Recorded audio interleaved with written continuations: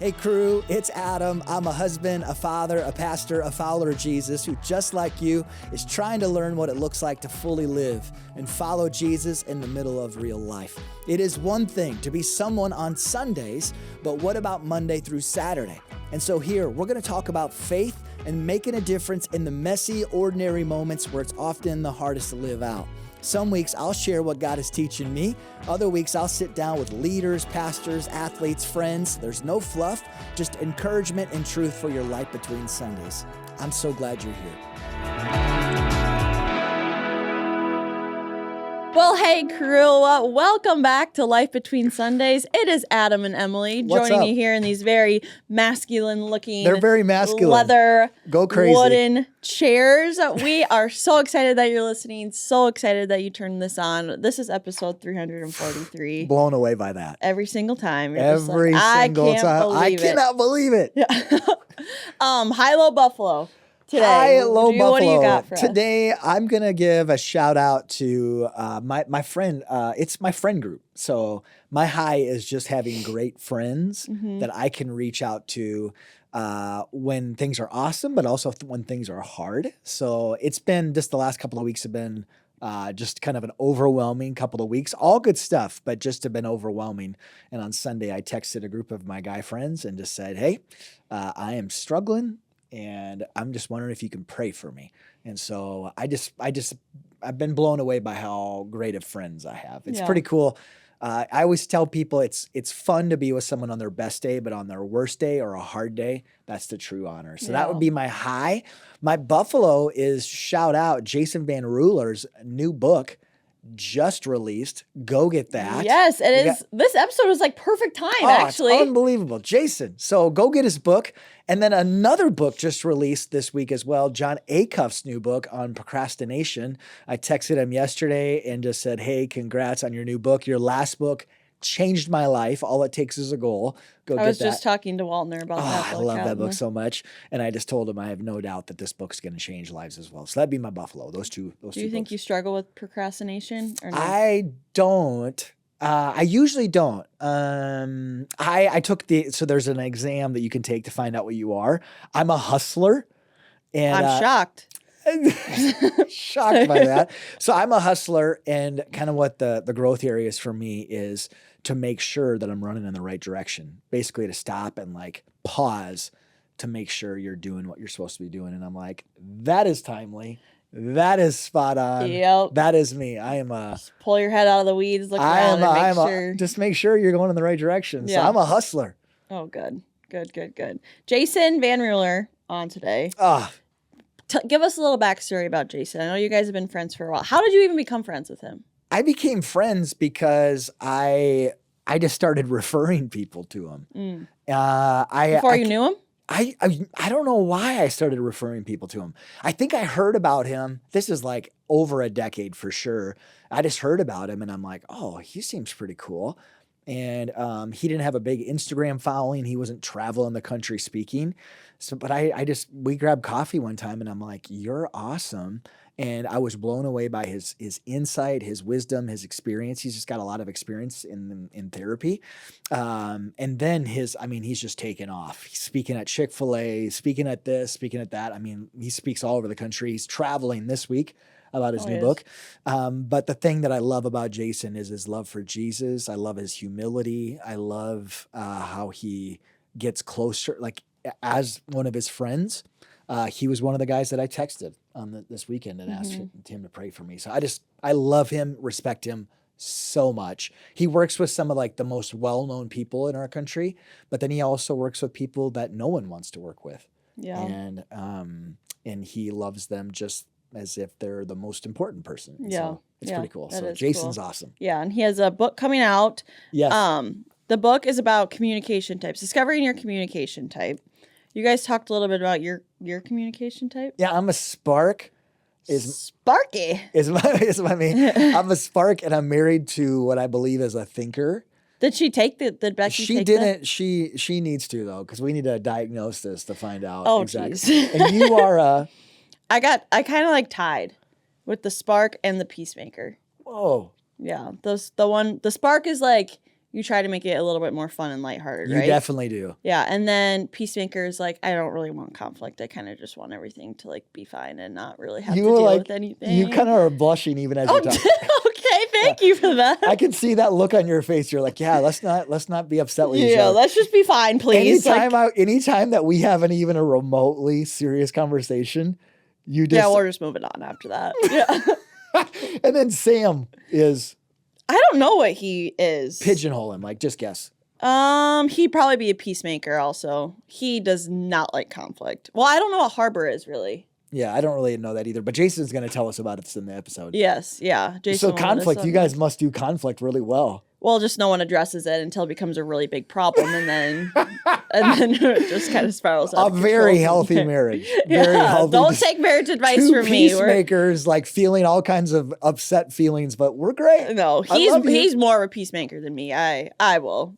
If it's him, I'm like, we got to fix this. So we talk about that kind of that personality profile thing. We'll have a link in the show notes. I mentioned that as well, but you should go check that out. Yeah, I'm excited to hear this episode and hear all tune that in. Jason has to hope offer. Hope it encourages you and connects with you, and hope you find out more about yourself. So, discovering your communication type. Yeah, we wanted to make a very abstract name. It's perfect. The 5 paths to deeper connections and stronger relationships. I'm just going to start there. So, the 5 paths, communication types. First off, what are they? Mm-hmm. And why does it matter? Let's start there, and then I'm going to have you dissect mine because I have mine here. Okay. So let's start there. What are they? Go for it. So it's the why behind our communication. So when you think about like right now, you and I, we could choose any words we want to connect, communicate, talk about anything we wanted really. So why do we communicate about the things we're communicating about? It's got to be some rhythm to that or reason or some sort of pattern. So after sitting with tons of people, I started to notice a few kind of like, hey, I think there's this pattern. And where it really stood out to me was like when I do a retreat, and we'd try to teach someone empathy. Okay, and empathy is a tricky one, but we'd say like, well, here's a script, and you read this script, and they're gonna feel like you're empathetic, you know. And so the husband would like stand up, and he'd kind of be sweating, and he'd read the script, and like for some husbands, man, it landed perfect. Like they would read it, and their spouse would be like, oh, I really feel that. Yeah. And then other guys would read literally the same thing, and their spouse are like, no, I don't think so. I don't think so.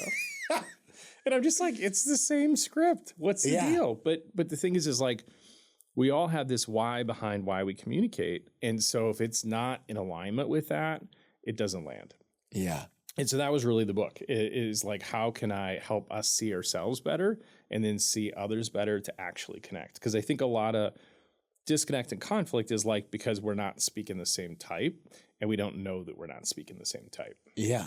So really nuts and bolts quick. So I went online and did it. So if someone wants to find out their communication type, they should. Yeah. Do the free assessment. Where's that at? You can find it on my website or jasonvr.com/paths. Okay. Yeah. And we will have a link in the show notes to that. So do that. How long will that take someone to fill? It's 25 questions. So a couple of minutes, not too long. So for me, my top, I took the test. My top one is Spark. Right. And then my second top one is Advocate. Okay. So I feel like we're gonna sit down to a crystal ball right now. This is so good. What does that mean about me? Like, help me understand me. Yeah. Well, let me tell you the types. Maybe I'll just break them all down. Do that. That's perfect. Yeah. So I always preface it with there's no one that's like better than the others. Okay. Maybe. There's no bad one, except for all the ones I'm not. But no, there's no bad one. There's just opportunities. So it's PATHS, right? So it's an acronym. So, and really each one is named about the outcome that person's hoping for in communication, right? So we have, how we're wired from a personality standpoint, and then our communication is a separate thing. And usually communication formed in our childhood as a response to what was needed. Okay, so if you think about, for me growing up, Midwestern in, a CRC home, we didn't talk about feelings a lot, Adam. That was almost never like, hey, you want to have supper? How are you feeling today? Let's talk about your emotions. And so what I learned as a kid is like, oh, somebody should say that. So why don't you talk about feelings here? And so I kind of learned like, oh, that's what the system needed. Yeah. So a lot of these are really just responses to what was needed. So the P is the peacemaker. And it's really obvious, but peacemakers, they want there to be peace. Yeah. And so when we are talking now, I'm going to be reading what you're saying. I'm going to be looking at your facial expressions and hearing your words. And I'm going to try to eliminate the rough spots. And if I think it's maybe going to go in a direction that's not peaceful, I'm going to quickly sidetrack it. Right. Yeah. So you might start to say, oh, let's not go there. Let's go here. Because where I want to get at the end is that, hey, this is peaceful. Okay. The opportunity for them is that there can't always be peace. Ugh. There are hard conversations you have to have. Yeah. The A is the advocate.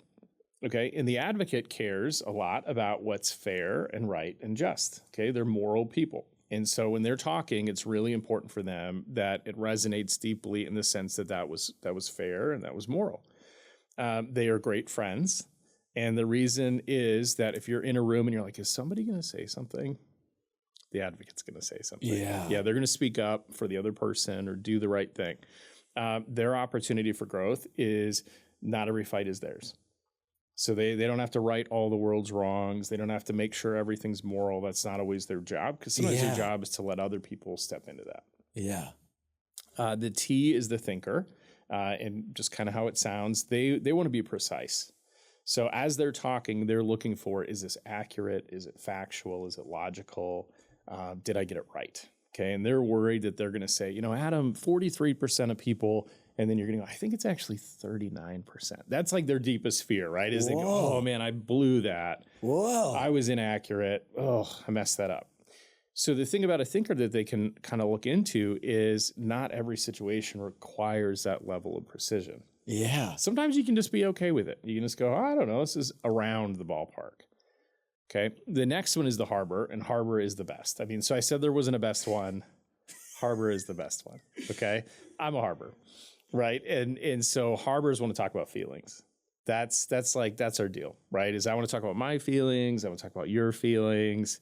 And I just love that space. You'd be a great therapist. Yeah, I don't know if anybody's ever told you that. I'm thinking about it. I'm thinking about going to school. But here's the thing about harbors, man. And I laugh because you've seen this firsthand.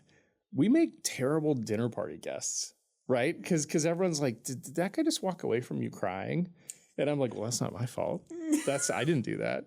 You're like, what did you say to that guy, Jason? Like, well, I was asking about his mother and his deepest fears and all these things. And you're like, you don't have to do that.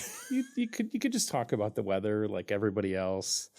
So harbors have to like not always go so deep so fast all the time, because like not every situation warrants that. Yeah. Yeah, it's great, but not every situation. I love that about you. Yeah. You make an awesome dinner partner. Oh, thank you. Thank you. It's great. I'm asking all the questions. The S is the spark. Okay. Okay. Sparks bring the energy to the room, right? They can work a room, they can work an audience, they can get people. They sound horrible. They're terrible people. Yeah, no, I'm just kidding. They're great. They're phenomenal. They bring a lot of energy and momentum, which is super needed. I mean, that's really important. They're charismatic. Yeah. Their opportunity for growth is to lean into the messy stuff sometimes. So sometimes sparks get so used to running so fast that if you're like, hey, I've got a problem, or this is uncomfortable or awkward, they're like, I don't know if I want to slow down and deal with that. Yeah. And so they sometimes will just run past it. And so a spark at their worst is like, I just want energy bringing things and conversation and none of the rest. I will say, I mean, it's interesting for you because that's not you. I mean, I think you're actually really good at digging in, but I think you could tell me maybe you've had to practice that, because I think for sparks, that's not always a natural thing. Yep. No, that would be definitely true of me. Would avoid it at all costs until I kind of had to deal with it, honestly. Yeah, that'd probably be true of me. And it's been since having to deal with it that I'm willing to share it with others. Yep. And willing to process it. Otherwise, I'd rather just like, let's just go towards the goal. Like, let's just do what we want to accomplish. Yeah. Let's not talk about Should be feelings. That easy, right? I mean, we have to slow down and do all this other stuff. Yeah. So anything that you would say about me. So again, like, I'm a spark. Next one is an advocate. Any other like good or not so great things about that? And you can feel free to literally therapy. This is so good. Feel free to ask or say anything how you long want. is this podcast today? This is Adam, let's go back to your childhood. No, Can but we- is there can we pull the anything? couch in? Is there anything that you would say like strengths of that, weaknesses of that? Yeah. I mean, so here's a really cool thing, and this is especially true for you, is a lot of people, they have a communication type, they're their primary, they're secondary, and they build a life around it. So what I want to say to you is like, your pastor, your speaker, your podcaster, like, I imagine all those things are assets. Yeah. Right? Yep. Imagine if you didn't have that. Yep. Or imagine if you skewed a different way. So it's like, it's a beautiful thing that I think God gives us kind of this typology, and then we find ourselves in a position that really utilizes it. Yep. And so I would say like, oh man, this is awesome. You're in the right seat. I think the challenge is just the challenge everybody has is can you slow down sometimes? Yeah. And can you lean into the other types that maybe feel a bit uncomfortable? Yeah. Yeah. So so you're a harbor. Jody, can I ask what she is? You're going to love this. Yeah. So she's a thinker, like all the way. So that's great. Knowing that, like, why is it helpful not just for ourselves but for our relationships to know this? Yeah. So I mean, I think like the hallmark of a good communicator, you know yourself, you're self-aware, how it lands. Hallmark of a great communicator is you know how other people experience you and how it lands for them, and you understand them. So in relationship, I mean, I think it's kind of God's sense of humor. Like, I'm a feelings guy and I married a thinker. And so for years, I would get an idea or I'd have an experience or, you and I would talk about something and I'd be like, man, I am so jazzed about this. Let me tell you all about how I feel. Yeah. Okay. And I'd spend, I don't know how long, probably hours or something, not really that long, but I would say like, here's how I feel. I'm so excited. It's going to be great, blah, blah, blah, blah. And I'd tell Jody and she'd go, well, like, hit me with the facts here. Okay. So how does this line up? Is that accurate? How would that actually work? If you're going to take that trip, what would that cost? What are the details? Let me look at the flights. And historically, and if I'm being really honest and vulnerable about it, I'd get really upset. Yeah. Because I'd be like, man, this feels so good. I'm talking about my feelings. Can't you just talk about your feelings? Yeah. And she'd go, I kind of have to talk about how I think about this, though. Because if it doesn't make sense to me, we're kind of stalled. Yeah. And so for a long time, I interpreted that as her being against me, not for me. But what was actually true is she just communicates differently. Yeah. And so out of all the words that she would choose to use, they'd just be different than mine. Yep. And mine aren't better and hers aren't worse. But until I kind of said, oh, like that's just how she communicates. So if I really want to talk to her about this, I got to probably speak to that first and then do my thing, or at least acknowledge her piece. It kind of like changed everything. I mean, we still catch ourselves, but we used to have conflict about that. And now it's just like, oh, it's that thing again. It's annoying, but I get it. Yep. How, like, so anything more like so I take the pass, I find out that I'm a spark. How, any other advice on how to continue learning more about you to be the good communicator first? Is there any other tips that you'd have for that, Jason, of like, I feel like I am just scraping the surface of who I am and how I'm perceived. Which has just been the last 8 years, I feel like I've done a lot of hard work in figuring that. Any other tips to kind of learn the parts of me that I can't see? Anything else there that you would say? You have to ask people. So that's the really hard part is you have to find some people who will tell you the truth. Yeah. There's some great research Tasha Urich did, and she asked people, do you think you're self-aware? And so 95% of people said, of course, I'm very self-aware. Yeah. What do you mean? And I want to ask her because this moment must have been so awesome for her, but she's like, I'm going to give you an assessment. It's going to tell us if you are or not. And so she hands out this assessment and people take it and they come to find 95% of the people thought they were, 10 to 15% actually are. Okay. And that's me too. I mean, literally as I'm writing the book, I'm like, oh man, I think I'm writing that for me. Like I'm telling others, but I need to listen to this. And so one of the ways we learn how it lands for other people is we ask other people. Yeah. Yeah. And sometimes that's a new skill for us because we aren't comfortable asking for feedback. Yeah. Or we're not comfortable giving feedback. Sometimes people are asking and we just kind of clam up and we're like, oh, I don't really want to tell them the truth. But the truth about good communication is like, it's a joint opportunity for growth. Do you think like I'm trying to even get even more specific than that? Do you think like reading like Beck and I should read this book together and just say, hey, so I'm a spark. How do you see me live that out or not live that out? Yeah. Like, How does it come out? Yeah. Yeah. And where is it great? Yeah. And where is it a challenge? Yeah. You know, I mean, Jody would say, oh man, Jason's a therapist. Like that's pretty awesome. He's a harbor. Oh, Cool. You know, but I'm bad at doing taxes, right? Because if we're going to talk about budgets, he's in prison. He's in prison because he hasn't paid taxes. I'm like, it's good enough. But it's he's close enough. leading all kinds of people. It doesn't to really hell from the matter. prison This is how I system. feel about it. You know, so it's like, well, where do you see that come out? And then where do we make a shift? And then also as parents, how does this come out? Yeah. Because what you see is even in your parenting, like if my kids want to talk to me about feelings, I'm all ears. Yeah. We can do that for hours, right? But some of the other stuff I'm not as good at.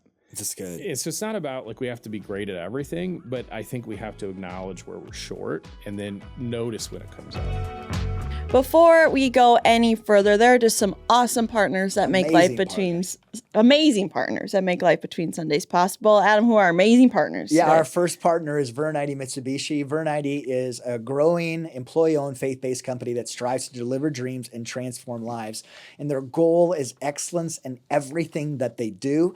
I talk constantly about Vern Eide. They just came up again yesterday. I'm like, I talk often about them, and it's because I just value them so much. If you are looking for a vehicle, an Acura, a Mitsubishi, a Ford, a Honda, a GMC, they're going to have it. If you're looking for a tractor, they're going to have it. If you're looking for a boat this year with summer coming up, they sell boats. I can't wait to get on a boat this summer. Four-wheelers, ATVs, I mean, literally, they have it. So no matter what kind of vehicle you're looking for, and no matter where you live, if you live near Sioux Falls, obviously just go to a store here locally. But even if you live across the country, they will ship a vehicle to you.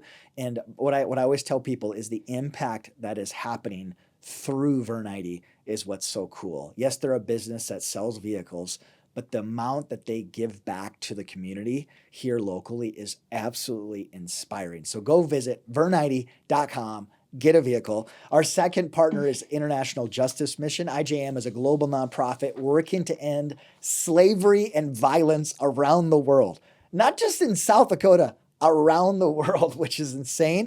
They focus on the most vulnerable of people, which is people experiencing poverty. They go into some of the deepest, darkest, cruelest places on the planet, and they bring the full force of the law, rescuing people out of these horrible situations. And so I just want to invite you, go visit ijm.org.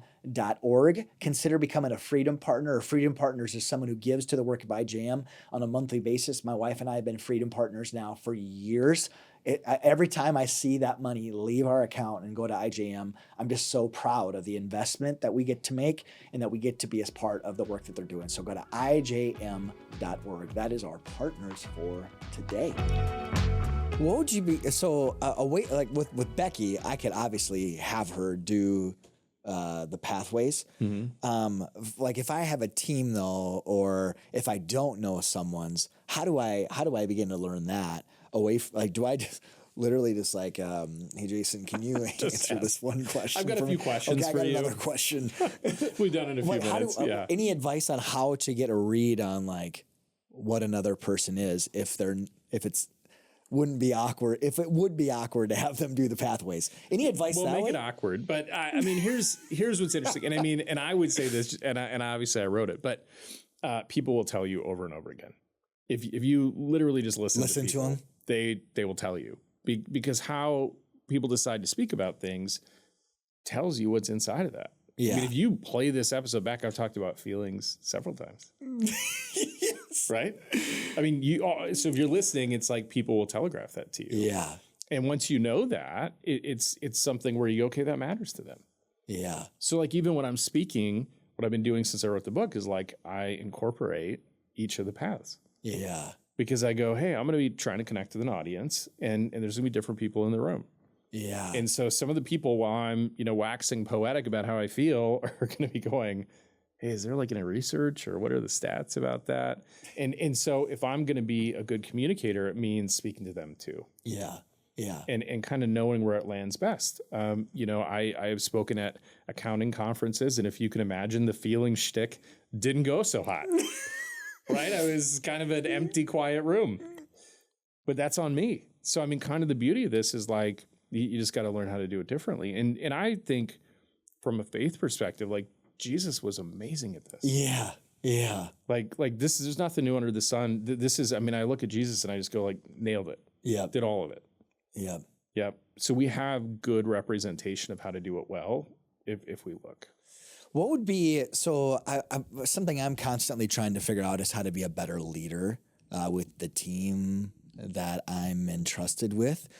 Any hacks or advice on how to be a stronger communicator, not on a stage on Sunday morning, but one-on-ones and leading 6 people? Any advice that you'd have on that? Mm-hmm. Like, I just feel like I'm like, I've been doing this for 20 years and yet I still feel like a rookie in a lot of ways. And I'll just know like, gosh, that did not land at all, and wanting to grow. Any advice that way, Jason, specifically at work? Yeah. I mean, I think if you feel it didn't land, ask why it didn't, or if you're right. You know, so you might say like, hey, it doesn't seem like this is resonating.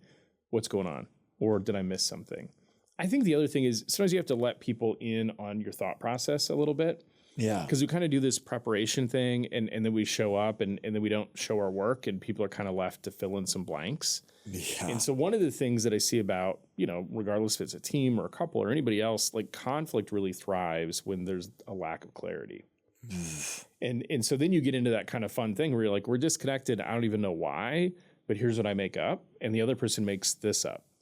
And so the common sense thing is like, why don't you guys just talk about that? You know, and so I think leading with clarity is really important for a leader, is that everyone should be clear on what you think, what you expect. And if they have questions, they should be willing to ask. And then you should cater to the kind of understanding everybody's different. Yeah. So if I want a thinker to really get on board with something I'm going to talk about, I'm going to probably lead with facts. Yeah. Because if I try to sell them the feelings, they're going to go, wait, that doesn't really resonate with me. So what about this part? Mainly just like do your homework a little bit. It should be intentional. Yeah. You know, when you think about this is kind of, I mean, communication, unfortunately, is sort of a lost art at this point. Yeah. Because we have a lot of technology that makes it so we don't have to. Yeah. You know, and so what we want to, I mean, strategically, the kind of why behind the book is like, I believe better relationships can change the world and bring us to our faith. And so it's like, that is a really important thing, but you have to practice. Yep. And so feedback on the book's been really funny because people have said, well, do I just read the book and then like I'm good? like, no, sorry. Yeah. You have to practice to be good at it. Yeah. And in the practice is where all the good stuff is. Any habits that you would say like daily habits to be a better communicator? Is there anything like on a 2 or 3 simple habits or things that we could be doing on a daily basis to be better communicators? Yeah. I mean, talking to people's first, right? Yep. So, I mean, use your phone, call somebody, you know, actually have conversations. I think what I try to do is I try to lean into people with different perspectives than I have and just try to learn everything I can. Yep. So like I might go into it and go, I don't think I believe half of what they believe. Yeah. But I want to learn from them. Or boy, they're really a strong advocate. And so they're going to talk to me about what's moral and just. And that's not me, but I want to learn from them. I think sometimes where I see people get in trouble is they try to stack their team or their life with just people like them. Oh. And while, I mean, there's some convenience to that, it doesn't make us better. Yeah. And so I think if you want to get really good, you have to practice and you have to go where you aren't good. Oh, that's super solid. Is there anything communications wise that you've learned through the process of writing this? Like, is there anything that like either you learned or you're like, gosh, I've learned since even finishing that you would share? Yeah. I mean, I learned a lot. Yeah. Yeah. I mean, there were so you're many. Such a good communicator. Well, thank you. Like you just are one-on-one in front of 300 people. I mean, Jason, you're the best of the best. What is there anything that you I don't feel that way, but thank you. It's true. It's true. I feel like you specifically with feelings, you just can read people so well. It's kind of my thing. It's kind of my thing. But I think outside of that, here's the thing that I kind of learned is I think my position makes it easy for me to think I've got it. Yeah. And I think a lot of people, even if you're a leader or you're a parent, it's like, oh, you know, I kind of got it figured out. I kind of know how it works and I know how it lands. But what's really true is you probably don't. Yeah. You have a version that probably serves what you want to believe. Yeah. Right. So I want to believe, well, I'm a therapist and therefore I really understand people's feelings and I'm great at it. Yep. Not always. Yep. And so I think what I learned in this book, and something that I even saw with Parental Estrangement, where, because the second half of the book is how do I use all of this to have hard conversations? And so what I saw with Parental Estrangement is a lot of times that stems from parents who are like, I think I did it well enough. Yep. Yep. I think I did it well enough. Yeah. And the minute we start to kind of say that, we're in trouble because we probably didn't. That's good. Okay, so for the remainder of time, I just have a few leadership questions. Yeah. You're just someone I respect so much. Your pace right now is fast. You're on a trillion podcasts, speaking all over, everywhere. Doing the things. Yeah. Things you've learned how to be healthy in a fast-paced season. Any advice for that? And I'm selfishly asking right now myself. Well, I'm so glad you asked because I've got it all figured out, Adam. Yeah. Anything that comes to mind though of you got to fill the tank. Yeah. I have not been good at that. That has not been something that I'm good at. But I think if you don't fill the tank somehow, then what you're giving people, you can kind of tell yourself that you're running fast and it's a value add, but it's not because you're kind of giving what you don't have. Oof. And so I think the hard thing for me to learn is that people won't stop you. You have to stop you. And so it's like you can do all the interviews that you want that you're asked for, and people keep asking. And only you know the quality of what you're giving. Oh. And so if you aren't refilling that, there's just not quality. And that's hard. And so I've been getting up at old man times, like 4:30 in the morning to work out because I need that. And because it helps me show up in the other places. But I haven't historically done that. Yep. And so what I know to be true for me is that if I don't do some stuff like that, I'm actually not really giving a whole lot. Yeah, yeah. You'll see? Do you think there will be an end to this sprint season for you? Maybe. I mean, here's the other thing I've learned about myself. I like to sprint. Yeah. When I go to the gym, I sprint every day. I love to sprint. Yeah. So I'm kind of built to sprint. And I think for a long time I felt bad about that. Like I wasn't supposed to like that. Yeah. So I think part of running fast is knowing if you're built for it or not and accepting that. Yeah. I think I'm built to run fast and I like it. Yeah. I think my risk is doing it all the time and calling it a lifestyle. That's not healthy. And I committed to having a family and kids, and they're not sprinters. Yeah. And so if I'm sprinting and they're jogging, we have a problem. And so I think for me, it's been, okay, I know who I am. Yeah. I accept that. And I also need to take other people into consideration when I look at this. So what is the solution to that? Yeah. Because that would be true of my family as well. I'm a sprinter. Beck is not, and my kids are not for the most part. Mm-hmm. So what do we do with that gap? Yeah, give them what they need first. Then you do your thing. Yeah. Yep. And so for me, what that change has looked like is, like I would come home from work and we'd eat supper, and then usually I'd go down to our basement where I've got a desk set up, and I would sprint. I would work. I'd do my thing. But now what I try to do, because that doesn't serve them, it serves me. Yes. Okay. So I'm great when I'm doing that, but I'm actually abandoning them. Yep. And so what I do now is I stay upstairs till they're bored.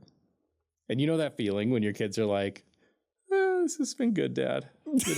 Like, hey, we love you, but like, kind of looking at the phone, right? And so instead of letting me choose, I let them choose. That's good. And then you sprint. Yeah. Then I go, I know what I'm going to do now, and I know how to do that well. Yep. But if I'm honest, the discomfort for me is waiting till they get bored. Yeah. And trying to be present in that moment. I love that. But they need it. That's good. What are you seeing, and just to get specifics, because we could talk about whatever, what are you seeing currently when you're meeting with high-charging leaders our age? Is there a common thread that you're seeing? And then what is the solution to what you're seeing? Yeah. Because you're meeting, what I love about you, Jason, is you're meeting with people every single day. So you're doing these interviews, but you're also sitting face-to-face with people like us and hearing problems and hearing situations. Is there a common theme there right now that you would say you're hearing from men our age? Yeah. I think most people, I think what I'm experiencing is everybody wants to be successful, but nobody knows why. And so I sit down with somebody and they want to be successful, as we all do. You know, they want to have the status and the income and all the things, which who doesn't? Because that would be true of you and me. Of course. But nobody really knows why. And when you really dig down with the why that they usually tell themselves, it's not true. So what would be an example of So usually the why is because if I do it, then that means something about me. So if I do it and I have it, then now I can kind of check a box that I'm okay. Oh. And as long as you need to check the box to be okay, you'll never have it. They just never have it. You'll probably have a lot of success. I mean, because it works for you. It's a great motivator. It's a driver. Yeah. If it didn't work, no one would do it. So, I mean, it works. But what it ends up leading to is regret. Yeah. And so the real why for a lot of people is I need to be successful to know I'm okay. And I don't know how to not be successful and be okay. And so when you figure that part out, which, you know, obviously we're faith people, we know where our worth comes from. When you're willing to receive that, success hits different. Yeah. And what's interesting is most people fear that if I'm okay with me, I won't want to be successful. I mean, that's like, I hear that over and over again. 100%. Oh yeah, but if I didn't really need to do it, then like, would I be successful? No, you'd just be successful with intention and meaning. Like it would just be better and lasting. Yeah. But as long as it's to make you okay, it's shallow. Yeah. Can I ask an honest question? Yeah. Where are you at in that journey? Got it all figured out. Mastered. Got the whole thing down. It's been so easy for me. Oh my gosh. So where are you at on that journey? And what has there been something, is there been anything that's helped you get to a healthier place in that? And again, this is one of the reasons I love you and I refer all my close friends to you. And it's why I tell everyone about you. It's because you're on the journey yourself. Yeah. And when I meet with you, even as a friend over Starbucks, I never feel like, gosh, Jason's got it all figured out. You're like, no, you're on the journey too. Is there, if you're willing to share, where are you on that journey, and maybe what's been helpful to see some victory in that area? Yeah. Totally been on the journey. And I mean, the funny thing is like we often talk about and write about what we experience ourselves. You know, it's like you can be an expert on what you just went through. I don't think I have it all figured out. I think for the longest time I thought performance equaled worth. And I would have said, oh, no, it's not really like that. It's totally like that. It's totally like that. But increasingly, the people who love me best don't need that. And so I had to kind of reconcile, like, how is it the people in my house who love me the most don't care if I ever write a book? How is it that they don't care if we have money, or, I mean, they want to eat and stuff, but they don't really care the amount, or they don't care if I'm on stage. Like, they don't care about any of that. And so how do I live in a world where I say I'm doing what matters, but the people who matter most don't think so? That's hard. And so to be just really transparent, I mean, for me, you know, my kids are getting older, my son's looking at college, and I had a moment kind of this last fall where I realized everything I traded in pursuit of the thing nobody needed for me. Yeah. And it was a lot. Yeah. There was a lot of missed nights, there was a lot of travel, there's a lot of things I did saying that it was serving this greater good. And I think I have helped people, but the people at home are like, I don't get it. Yeah. I don't get it. And so what I really tried to do is like listen to the people who love me. It's great. And if they don't need it, maybe I don't either. Yeah. And I think for me also is receive the gift God's given to me, as simple as it is. Yeah. Because I like life on hard mode. So I'm like, it couldn't be that easy. I'm just loved. Like, how can we complicate that? That's how I've lived, is let's overthink it. Let's be a little neurotic about it. Let's do some math equations, or receive it. Yeah. Not easy, but simple. Man, that's the good stuff right there. Oh, it's so true. I was delighted to connect with you, not because of this book and not because of your Instagram following or whatever else. It's because like, I love the person that you are and the friend you are, and just everything you are. And it's so interesting how we often chase all this stuff, and it's like, what are you really doing it for? And even a pastor doesn't like, it's like tries to overcomplicate our identity in Christ and God's love. maybe final question, is there anything like, whether it's connected to the book or just life in general, as far as anything you're learning about God? Has there been anything that's just like struck you in your relationship with him lately, or anything like that? Yeah, you can just kind of share. Yeah. And that's a really good question. This is the part of you that I feel like I have a front row seat to, that I just love as well. And so that's where this question's coming from. It's a good question. And you and I have talked about this a little bit. I feel like I need God more than I ever have, even though it looks like I don't. Yeah. And so for me, there has been such a beauty and so much healing in me saying, I just need you, Lord. And every time shows up. And I just think I've tried so long to do it on my own that there's like this grace and beauty and just saying like, oh, I actually don't have it. I don't have it at all. I'm going to do my best. I'm going to try to steward stuff and I'll try to make good choices, but like, I don't have any of this. And so if I do any of this well, like I get out of the way and I listen and I try to honor what I think is true. And that's changed my life. Yeah. And so it's interesting because I'll read in the morning and, I sent you books. I'm like reading all these books and learning. I just can't get enough of it. Yeah. And I just think for me, like that's how I want to live. Yeah. And the more I do it, the more I want to do it. That's so good. Jason, I feel like even for me lately, like my time with God in the mornings, I'm just like, Lord, I don't know what I'd do without you. And, you're so good at it. I mean, you're consistent and well, it's because I'm so needy for him. And I feel like I'm in I'm probably sprinting the hardest I maybe ever have in my life right now. And so that makes my time with him even more necessary. Mm-hmm. In the past, I would have skimped that because it's like, I'm so busy, I don't have time for this. It's like a negotiable. Yes. And now it's like, no, I'm so busy, I need even more time. And so I found myself just opening up scripture. Right now I'm reading Ecclesiastes, which will kick our achieving butt, by the way. I'm like, it's all meaningless. Like, get rid of all of it. But so I'm reading through that. And then I'm just like, I've just been sitting and really in stillness, trying to put my phone completely so far away from my arm that even the addict in me can't grab it. And it just like, Lord, and it's my favorite place to be. Yeah. And it's like, now I can go through the day because I had the daily bread with God and he sustains me, and that changes everything. Yeah. Yeah. I think that's the thing I've learned is I think success actually looks more like surrender than we think. And that's a good place to be. Well, thank you guys so much again for just joining us, listening in. It was so fun having Jason here in the office too. Just whenever you have an in-person interview, I'm like, it just brings awesome. A little life so good. Life to the studio. Specifically when he's such a close friend.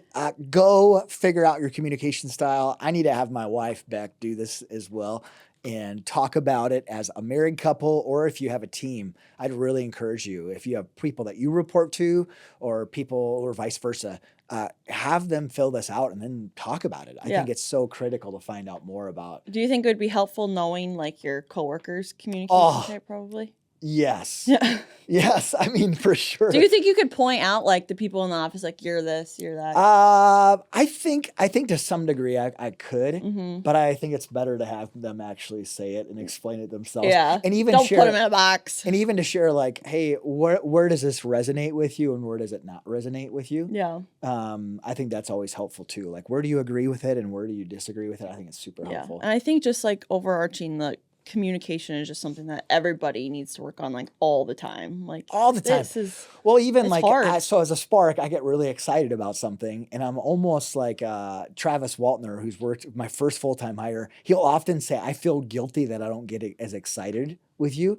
And then he's like, and Adam, sometimes I just feel really bad and I'm trying to match your excitement, but I'm not. I don't understand. And so like, instead of that, which is weird, I would hate that for anybody to feel that way, to try to speak their communication style, specifically if I'm trying to have a conversation with them or convince them of something or whatever. I think it can be really, really helpful to know that. Yeah. And also just helpful for your marriage of, for years I tried to fix Becky. Yeah. And I'm just this helps understand them a little bit more. Like they're not trying to be a stick in the mud. They're just how they see the world and how they communicate is totally different. So I think it's going to be so helpful. Yeah, for sure. Yeah.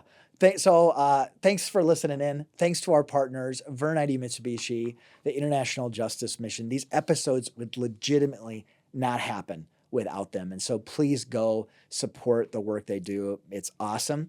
That's all we know. That's all we know for today. Have an awesome rest of your day and be blessed. Thanks, guys.